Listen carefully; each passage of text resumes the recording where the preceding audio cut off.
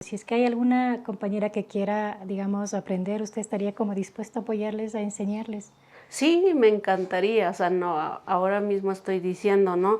Que voy a tal vez buscar personal para enseñarles, no que ya sepan. Es más, me encantaría si alguna mujer dice, quiero trabajar en eso. Estoy con gusto para enseñarles. Y si es que quieren localizarle a través de algún teléfono, tal vez alguna red social que esté habilitado, ¿a dónde le pueden localizar? Si quieren hacer y quieren también reconocer el trabajo que usted realiza.